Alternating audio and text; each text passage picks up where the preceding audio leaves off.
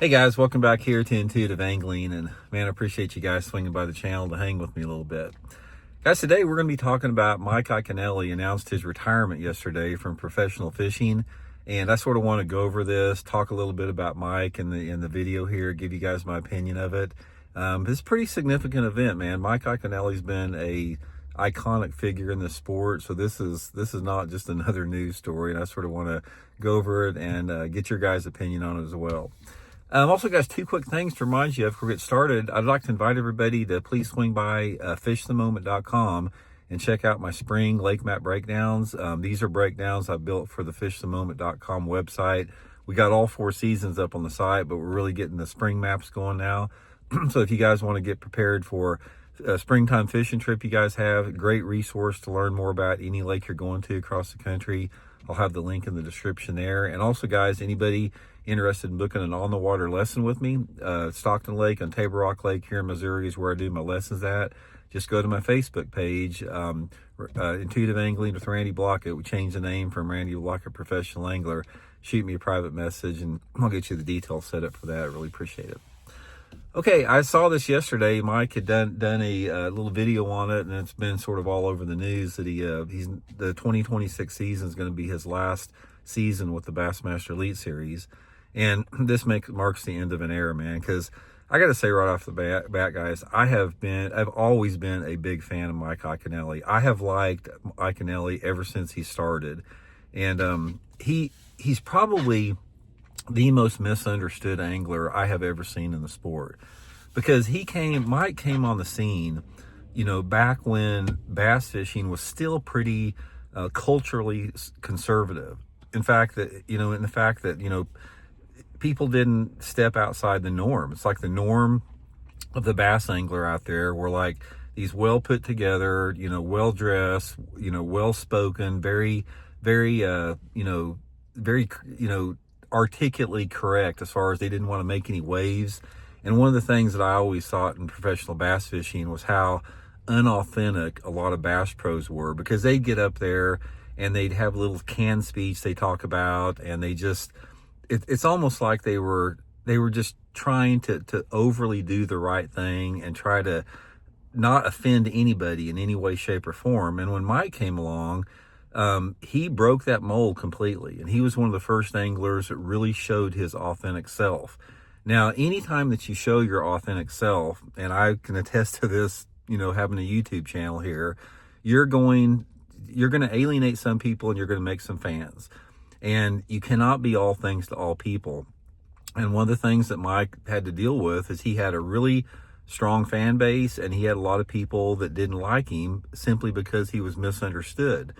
I could always see through that, because one of the things I never had a chance to be, real close friends with Mike. It was just, we were at different places at different times, but I had fished a lot of tournaments that he had fished, and several of the tournaments that I'd been in, like where we both made the top 10 and stuff, when you, and this is how I knew Mike had a lot of, misconceptions about who he was.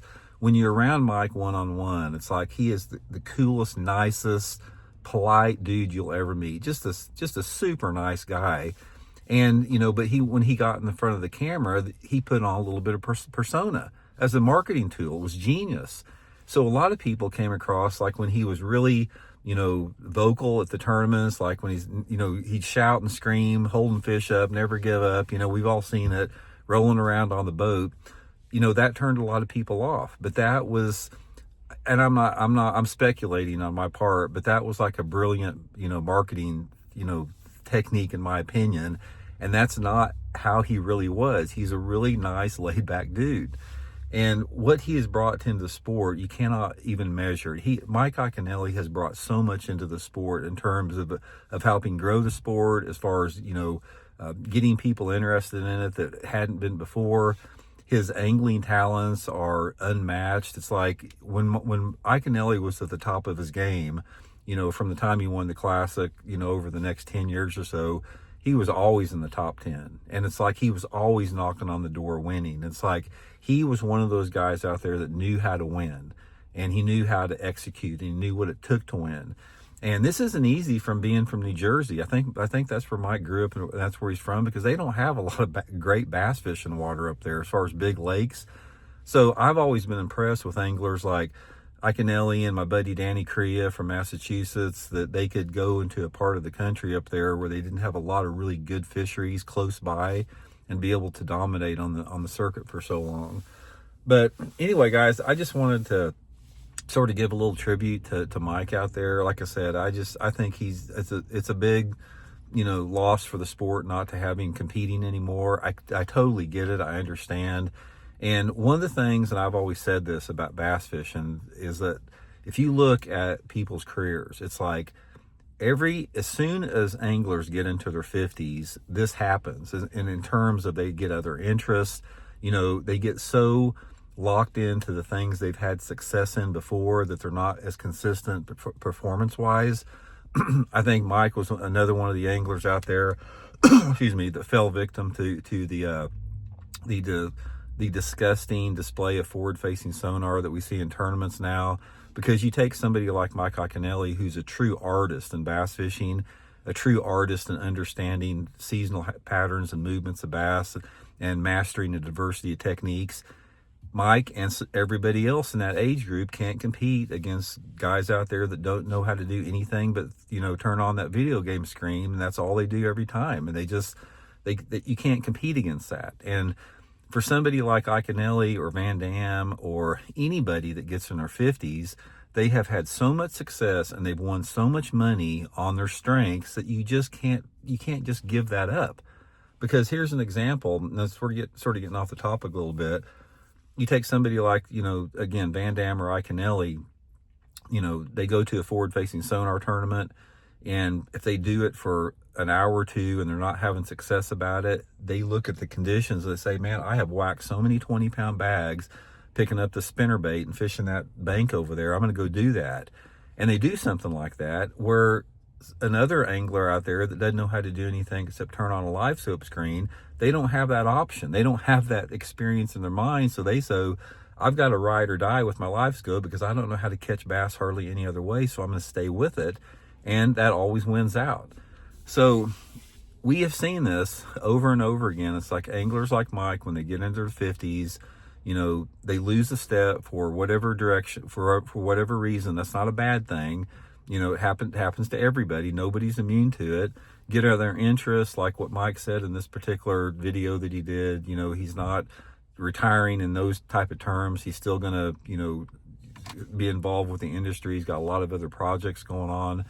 And I just wish him the best, man. And like I said, he's one of those anglers, inducted into the Hall of Fame last year or the year before last, very deservingly. He has been such a huge positive influence to the sport that I don't want to see anybody out there that tries to discredit what he's done simply because he chose to be his authentic self and show his personality. And I'll tell you one thing about people in general, guys. I don't care if you're rough around the edges, if you say something that offends somebody once in a while. If you are real and you're authentic, that's all that matters, because nobody likes somebody that's not authentic. Nobody likes somebody that tries to, be all things to all people and not ever offend anybody and not have any opinions and just sort of be this bread sandwich personality that just goes along with everything. You guys know what I'm talking about. We've seen that a lot, especially like in politics and stuff. People like Mike Iaconelli that are really authentic people, show their personality, show their passion, show their love, show their desire. Sure, it may come out rough around the edges once in a while, but people gravitate to that. And that's just that's a good way to lead your life. So anyway, guys, I wish the best to Mike. Like I said, thank you for everything you've done to the sport. Let me know what you guys think about it.